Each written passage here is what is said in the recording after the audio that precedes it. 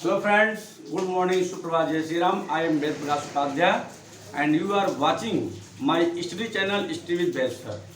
मैं आपको पढ़ा रहा हूँ टेंस और पिछले तमाम वीडियोज में मैंने आपको टेंस को बहुत ही इजी वे में समझाने का प्रयास किया है। उम्मीद करता हूँ आपको बहुत पसंद भी आया होगा।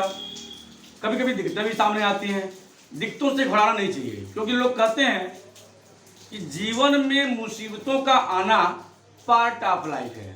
जीवन में मुसीबतों का आना पार्ट ऑफ लाइफ है और उन मुसीबतों को चीरते हुए निकल जाना आर्ट ऑफ लाइफ है। तो हौसला रखिए, जूझिए, लड़िए, हार मत मानिए। मैं बार बार कहता हूं, मैं आपको हारना नहीं ठानना सिखाता हूं। तो ठानिए कि मुझे इंग्लिश सीखनी है तो आप सीख लेंगे। आज हम आपको बताएंगे सिंपल पास्ट टेंस। इस टेंस में भूतकाल में काम का करना पाया जाता है। ध्यान रखेंगे, इस टेंस में भूतकाल में काम का करना पाया जाता है। ऐसे हिंदी वाक्यों के अंत में आ, या, ई, या था, ई थी, ए थे, ता था, ती थी, ते थे अथवा सका, सकी, सके आदि शब्द आता है। ध्यान रखेंगे, इस टेंस में भूतकाल में काम का करना या होना पाया जाता है। ऐसे हिंदी वाक्यों के अंत में आ, या, ई, या था, ई थी, ए थे, ता था, ती थी, ते थे अथवा सका, सकी, सके आदि शब्द आता है। ठीक है, क्लियर? इसमें समय नहीं दिया जाता है। अच्छा, अब हम आपको अफर्मेटिव सेंटेंस साधारण वाक्य का अनुवाद हम कैसे बनाएंगे इसको बता रहे हैं। सबसे पहले हम सब्जेक्ट को लिखते हैं, फिर वर्ब की सेकंड फॉर्म आती है, फिर ऑब्जेक्ट, फिर हम अदर वर्ड को लिखते हैं। एक चीज ध्यान रखेंगे, सिंपल पास्ट टेंस का अफर्मेटिव सेंटेंस का अनुवाद बनाते समय सब्जेक्ट चाहे सिंगुलर नंबर हो चाहे प्लूरल नंबर हो, it don't matter. He, she, it, I, you, we, they, चाहे कर्ता एक वचन हो चाहे वो बहुवचन हो, सबके साथ वर्ब की सेकेंड फॉर्म आती है। किसमें? अफर्मेटिव सेंटेंस में, पॉजिटिव सेंटेंस में, सिंपल सेंटेंस में, अर्थात साधारण वाक्यों का अनुवाद बनाते समय कर्ता चाहे एक वचन हो या बहुवचन हो, सबके साथ वर्ब की सेकेंड फॉर्म का प्रयोग करते हैं। तो स्ट्रक्चर आपने देख लिया, सब्जेक्ट प्लस वर्ब की second form plus object plus other. अनुवाद बनाते हैं। वह मुझे अंग्रेजी पढ़ाती थी, वह मुझे अंग्रेजी पढ़ाती थी। सब्जेक्ट है सी, वर्ब की सेकेंड फॉर्म टीच मीन्स पढ़ाना होता है, टीच टाट टाट होता है, सी टाट मी इंग्लिश। वह मुझे अंग्रेजी पढ़ाती थी, she taught me English. Subject verb की सेकेंड फॉर्म ऑब्जेक्ट। ठीक है, तो वह मुझे अंग्रेजी पढ़ाती थी, she taught me English. Very simple. उसने मुझे एक कलम दिया, इसमें देखिए सब्जेक्ट ही, दिया वर्ब की second form, give, gave, given होता है, ही गेव मी ए पेन।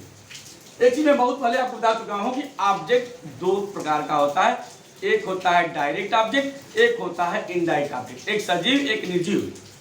तो इनडायरेक्ट को डायरेक्ट की जगह पर भी लिखा जा सकता है, उसके लिए उसमें टू जोड़ना पड़ता है। जैसे देखिए सी टॉट मी इंग्लिश, इसी को ऐसे कर सकते हैं, सी टॉट इंग्लिश टू मी को जब हम उधर ले जाएंगे तो टू मी हो जाएगा। तो she taught English to me. उसने मुझे एक कलम दिया, he gave me a pen, that's correct. इसी को ऐसे कर देंगे, he gave a pen to me. Indirect object सजीव होता है, जब उसको हम उधर ले जाते हैं तो उसमें टू जुड़ जाता है। ओके,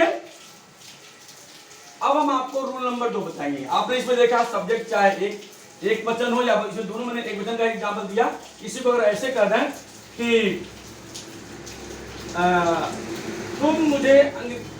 तुम मुझे अंग्रेजी पढ़ाते थे, अगर यह वाक्य ऐसे कर दें तुम मुझे अंग्रेजी पढ़ाते थे, तो यह क्या हो जाएगा?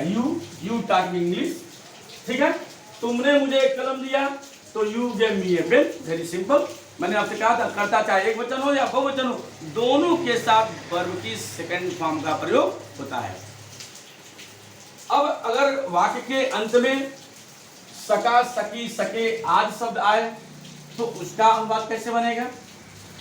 उसके लिए सबसे पहले सब्जेक्ट, फिर कुड, फिर वर्ब की फर्स्ट फॉर्म। ध्यान रखेंगे इसमें सेकंड फॉर्म आता था। जब सका सकी होगा तो कुड के साथ वर्ब की फर्स्ट फॉर्म आएगी, तो subject plus could plus verb की first form plus object plus other. For example, वह कल एक पत्र लिख सका, इसका ट्रांसलेशन हो जाएगा he could write a letter yesterday। वह कल एक पत्र लिख सका, he could write a letter yesterday। वह कल एक पत्र लिख सका। मैं उन्हें एक कलम दे सका, मैं I could give him, I could give him a pen. मैं उन्हें एक कलम दे सका, I could give him a pen. आप इसमें भी देख रहे हैं कहता सब्जेक्ट चाहे एक वचन हो चाहे बहुवचन हो, दोनों के साथ कुड, और कुड जब आएगा तो वर्ब की फर्स्ट फॉर्म का हम प्रयोग करेंगे। Very simple. एक चीज और हम बता दें, जैसे कि एग्जाम्पल आपको दिख रहा है, वह गया था, वह जाता था। अब वाक्य के अंत में था आ जाएगा, था थे थी, तो इसका मतलब ये नहीं कि इसमें वाज वर्ड लगाएंगे। जैसे सिंपल प्रेजेंट टेंस में हम इज एम आर का प्रयोग नहीं करते थे, ठीक वैसे ही द सिंपल पास्ट में हम वाज या वर का प्रयोग नहीं करेंगे। सिंपल प्रेजेंट टेंस में इज एम आर का प्रयोग नहीं करेंगे, सिंपल पास्ट में से पास्ट टेंस में वाज या वर का प्रयोग हम नहीं करेंगे। इसको आप ध्यान रखेंगे। तो इसका ट्रांसलेशन वह गया था, वह जाता था, तीनों वाक्य सेम है। और इसका ट्रांसलेशन क्या हो जाएगा? He went। He went। Very simple. वह गया था, वह जाता था। Very simple. He went। Is it clear? एक चीज और हम आपको थोड़ा सा बता दें, भूतकाल में आदत प्रकट करने के लिए भी इस टेंस का प्रयोग होता है। जैसे वह मुझे कहानियां सुनाया करती थी, तो इसमें यूज टू का प्रयोग होता है। सुनाया करती थी, था तिथि आ गया। लेकिन चीज ध्यान रखेंगे, जब भूतकाल की आदत का भाव बोध हो तो उसका अनुवाद उसमें यूज टू का प्रयोग होगा। वह मुझे कहानियां सुनाया करती थी, इसका ट्रांसलेशन ऐसे हो जाएगा, she used to tell me story. कहानियां जो नंबर है, वह मुझे कहानियां सुनाया करती थी। She used to tell me story. यही वाक्य इसको हम ऐसे भी बना सकते हैं, यूज्ड टू टेल के जगह हम वुड टेल का प्रयोग कर सकते हैं। क्या ऐसे हो जाएगा, शी वुड टेल मी